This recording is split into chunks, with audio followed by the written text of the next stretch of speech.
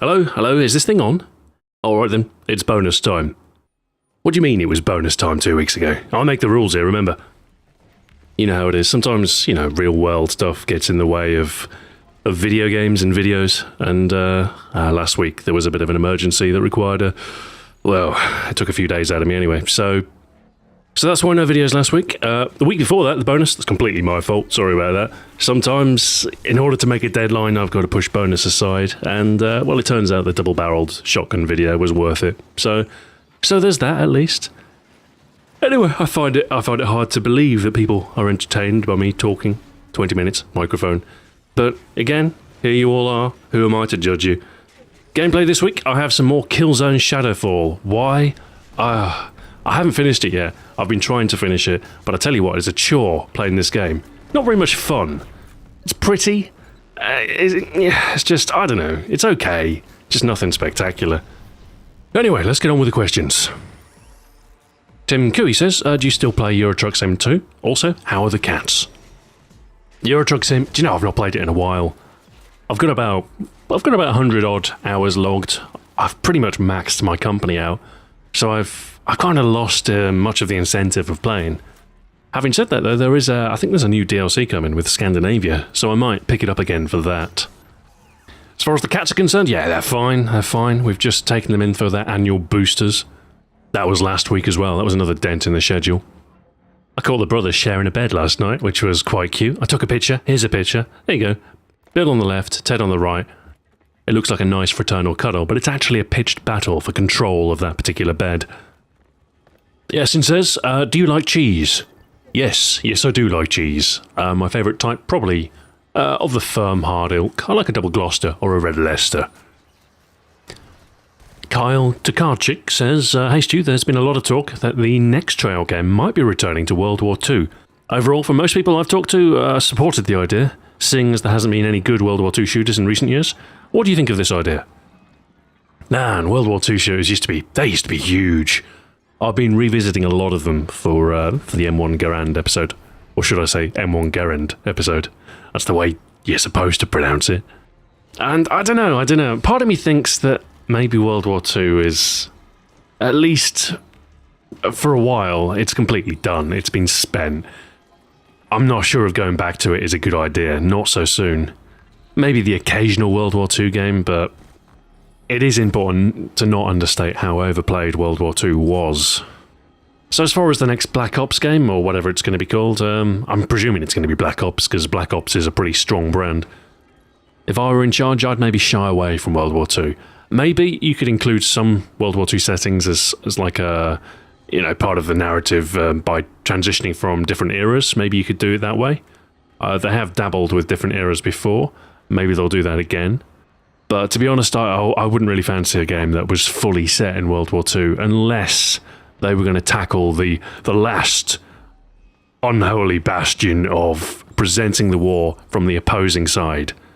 That's one thing that's never really been done with World War II shooters, and that's presenting, the Nazi side of things, which I think could be really interesting, but it would also be very controversial.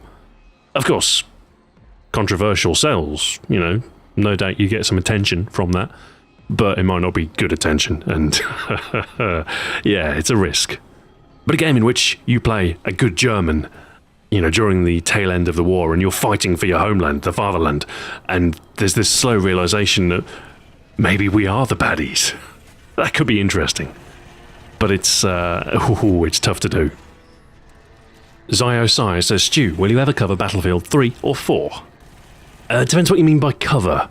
I can certainly see the Battlefield games making an appearance in some of the videos I do, but it's pretty apparent to me now that the future of my channel is, it's going to shy away from doing series devoted to games.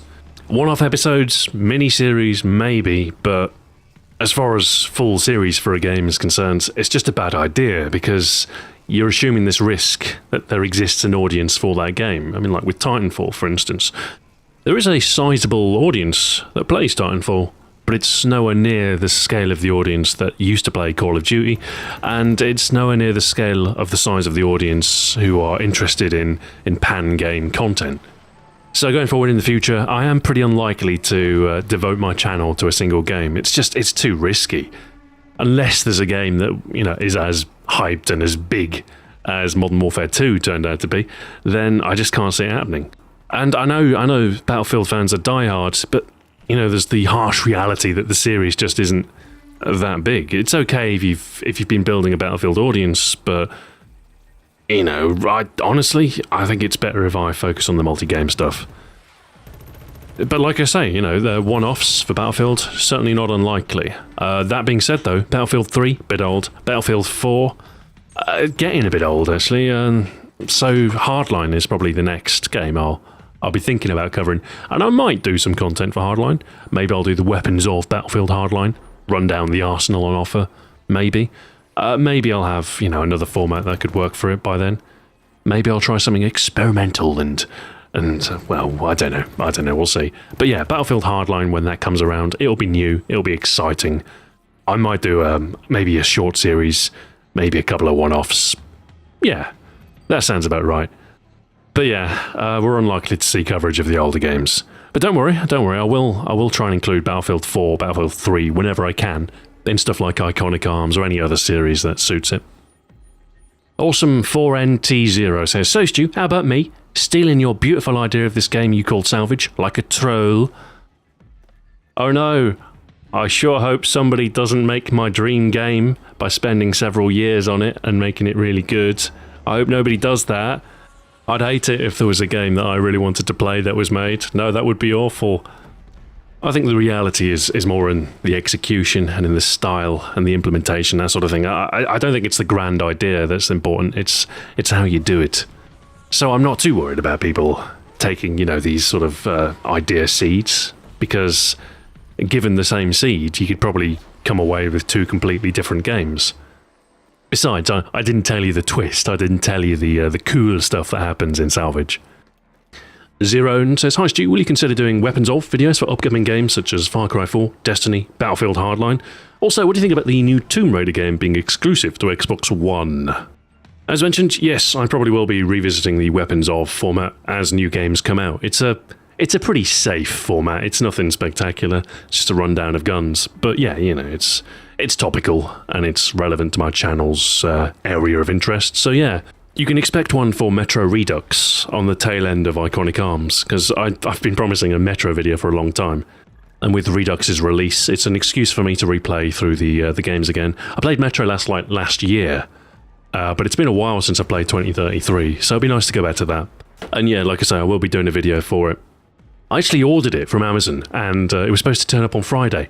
Hasn't turned up yet, so I'm a bit miffed about that, if I'm honest. But I should have it, hopefully today, maybe a bit later. And yeah, after I've done Iconic Arms, that'll be kind of a soft landing for me to, I don't have to think too much, I just have to list off the guns and talk about them a bit. And I suppose Destiny will be out then as well. As far as Destiny content's concerned, I actually don't know at the minute.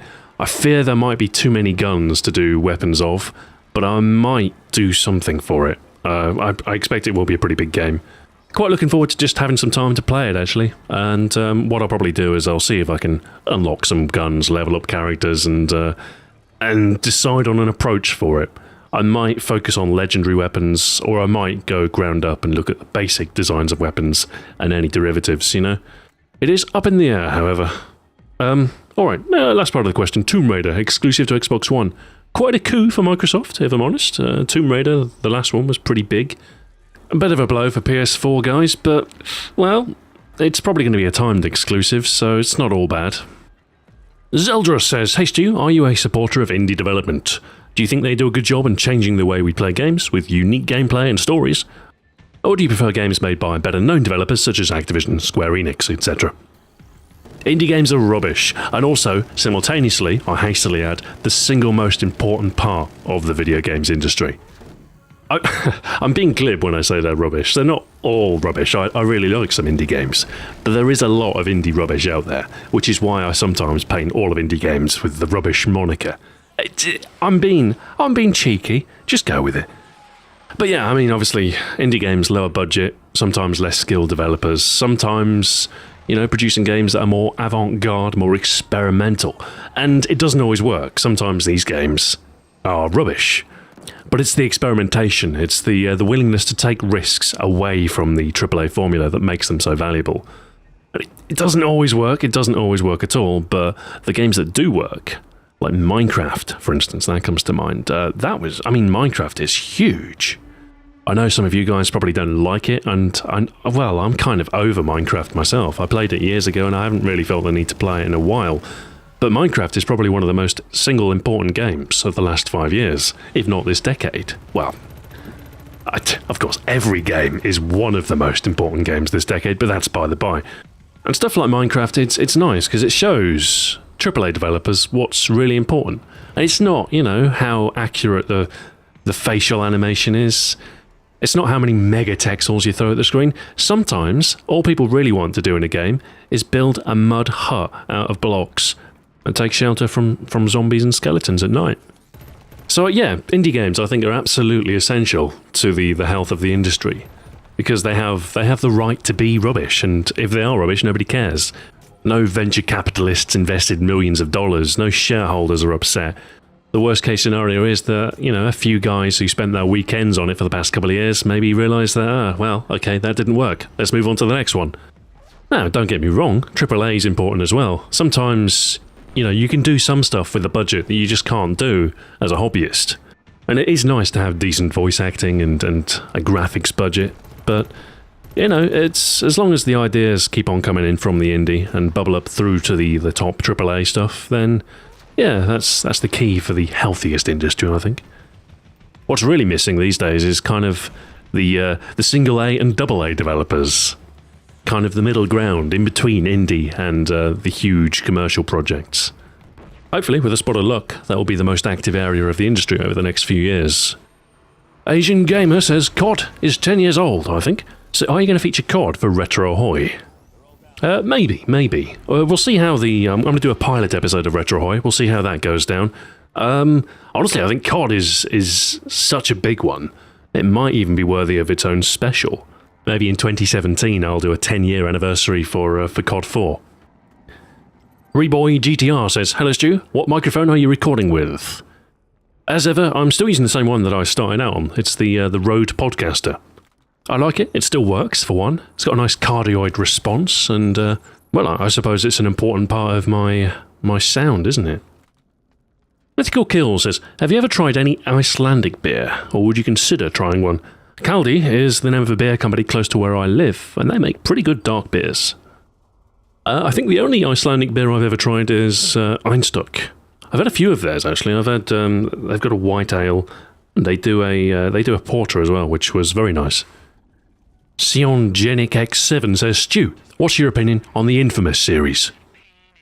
Do you know, I've never played it. I think at some point I should really pick up a cheap copy of Second Son. Try and pick one up second hand, and then, I'll give it a playthrough then. I didn't get my PS3 until quite late into Gen 7, so I haven't really... I've played some of the exclusive PlayStation franchises. I played a bit of Resistance, and I played Killzone. Harry Cordery says, "Hi Stu, do you download music, total legit, or do you buy the CD?" The heck's a CD? These days, I'm all about Spotify. In today's fast-paced digital economy, who's got time for ownership? Zero Kitsunai says, "Stu, with a lot of people getting cut or breaking off, trying to from machinima, how do you feel? Want out? Want a bigger cut? Or just happy with what you got?" I have no great love for networks. They are, as far as I'm concerned, a necessary evil. I'm content enough with machinima though. I've got a better than basic deal with them. It's not spectacular, and of course, given the opportunity for a bigger cut, I'd take it. To date, though, I haven't received any offers that have been better. So, until I do, I'm content to stay with them. I think I've got to give them like 6 months notice, or something ridiculous like that. But, at least they've been around for a while, at least, they're not fly-by-night. I get the occasional offer from other networks, but they're always a bit airy-fairy on details, and until you show me some numbers, I'm not really that interested. Flapjack Sparrow says, "Dear Stu, in my opinion, it's best for you to take a look at the format you did for a past COD that brought you the most views and go with that. Since the majority of the videos are COD videos, I think Iconic Arms can wait a bit, 2.5 months at least, for you to finish COD Advanced Warfare." Clearly this was written before the double-barrel shotgun video. Call of Duty ain't what it used to be, and Ghosts, simply the performance of that was just not as powerful as Call of Duty has been in the past. The writing is on the wall for Call of Duty. Now, don't get me wrong, I'm going to give Advanced Warfare a chance, I'm going to produce some long-form content for it, but I'm not staking a year on it.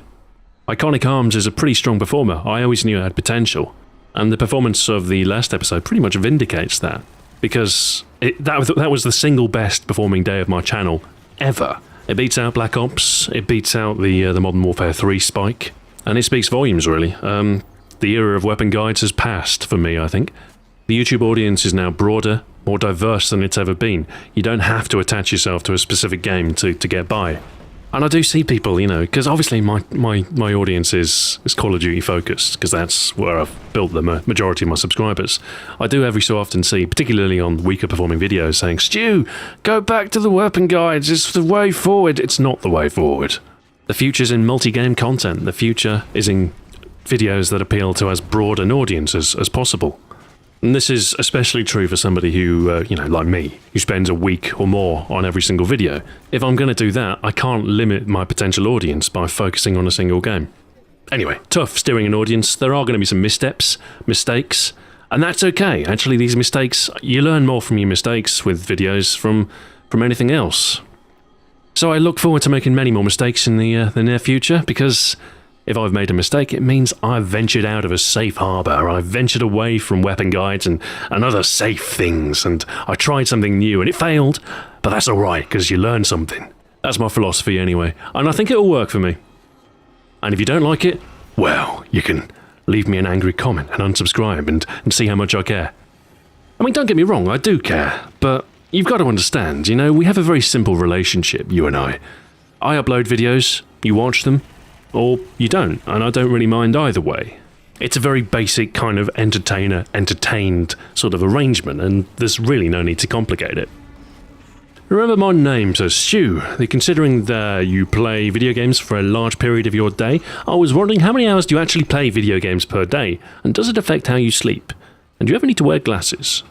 Glasses, I do wear glasses. I'm slightly myopic. About half a degree out in both eyes. Nothing too bad, I wear them when I want things to be truly HD. As far as playing video games, I don't actually play that many video games, unfortunately. I mean, outside of recording games, which I guess I do record games, that counts, doesn't it? But no, most of the time I'm editing or producing graphics or writing. I spend 4/5 of my time doing that, and maybe only a fifth playing and recording for the videos. So for work purposes, that's about, 8 hours a week? Now, I do play video games for fun, and that's probably going to be about the same sort of time again. Maybe, well, depends if there's a big game out. Like, for instance, when Destiny hits, I'll probably sink some time into that. But yeah, typically we'll be averaging out 8 hours for work, 8 hours for fun, and yeah, so maybe 16 hours a week. That's not too unhealthy, considering half of it's for work. And to be perfectly honest, 8 hours for fun might even be overestimating it, because I don't often have that much free time. Jordan X. Brooks says, I don't want to sound like that typical Xbox fanboy, but why have you changed your YouTube name from Xbox Ahoy to just Ahoy? Yes, we Ahoy now. I changed it really just to see if I could.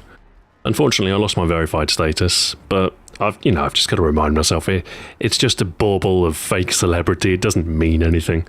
Far more important is the first impressions, the statement that I'm not a channel that is officially endorsed or sanctioned by Xbox. I'm not a channel that focuses solely on a single platform. I am multi-platform, and, well, Ahoy is that's the simplest way. I thought, well, why not? Let's be brave, let's change it, let's see what happens. So what happened? Actually, straight after I changed it, some people unsubscribed. Like a few hundred people unsubscribed. Why? I don't know. Oh, he's no longer Xbox Ahoy, I'm unsubscribing. Oh. I figure anybody who unsubscribes because I changed my name isn't really worth retaining as a subscriber. They were probably on the cusp of unsubscribing anyway. Doesn't bother me. So I went from a couple of days of having basically no growth to the weekend after that, which was, like I say, my biggest day ever. Is that related to me being just Ahoy now? Possibly not. I could have had my biggest day ever anyway, but you're never going to be able to separate out all of the factors, so I don't know. It's an important thing for first impressions anyway. I wanted to ditch the Xbox. In fact, here's a fun fact for you. I haven't uttered the words Xbox Ahoy at all on my main channel for about a year now. It would be the Black Ops 2 guides. That was the last time I ever had Xbox Ahoy on the screen. I think I start with the traditional, rather pompous greeting as well. Hello, this is Xbox Ahoy, and I've not said that in a long time. 2 reasons. I wanted to minimise the Xbox branding, and also I love cold opens. I do cold opens on everything now.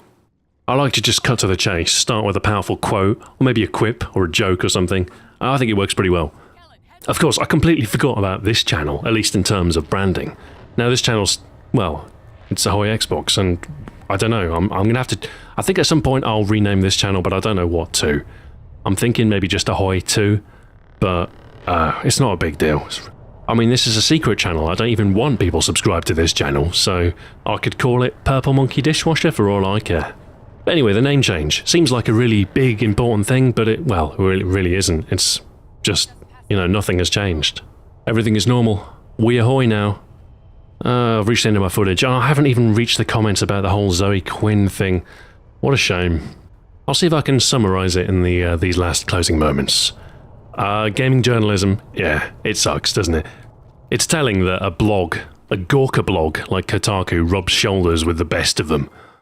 I mean, that's a sign that your baseline standards are pretty low.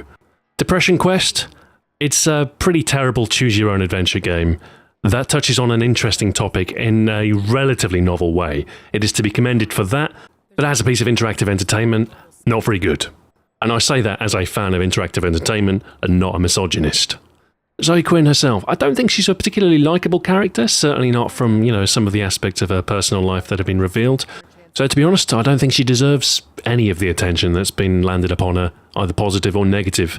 Harassment, harassment is never okay. I'm not going to condone any of the actions of people who've been flinging abuse at anybody in this scandal. And I do hope none of you listening have been involved in this muck flinging, because it isn't pretty, and doesn't matter what side you're on, you always end up with muck on your own hands, don't you? So that's about all I'm going to say about it. Apparently all gamers are misogynists, and gamer as an identity is dead. Well, I guess I'll just be over here playing games, not being a misogynist, if you don't mind. Anyway, on a more positive note, and one that's far more relevant to gaming, I suppose I should share with you a new channel that, well, it's not really an important channel, it's just, I'm doing a weekly diary, because I have resolved to finish my game, Crush. In fact, I'm spending every single Sunday working on my game, and I'm making a diary video. Nothing special, just a bit like a bonus, but without questions. I just read off my changelog, explain what I've done, and then explain what I hope to do later that day. I call them Crush Dev Diaries, and I'm about 4 episodes deep, so you can see some of the progress I've made. And yeah, I plan on doing weekly updates until it's finished. Or until I abandon it. Well, we'll see anyway. Just remember, it's my game. I'm making it for fans of the original classic Amiga game Crusher, of which I am the only surviving player, I think. So if you're interested in my contributions to indie rubbish, and it will be rubbish, then have a search for Crush Dev Diary, Crush with a K, and you should be able to find them. Anyway, I shall call it a day for this bonus. I shall get on with the M1 Garand video. And, that'll be coming out on Friday, probably. I could probably have it done within a couple of days. But weekends is traditional, isn't it? Fridays and Sundays, you normally. Then it'll be the MP5, probably the Friday after that. Next bonus, who knows? Until then, farewell.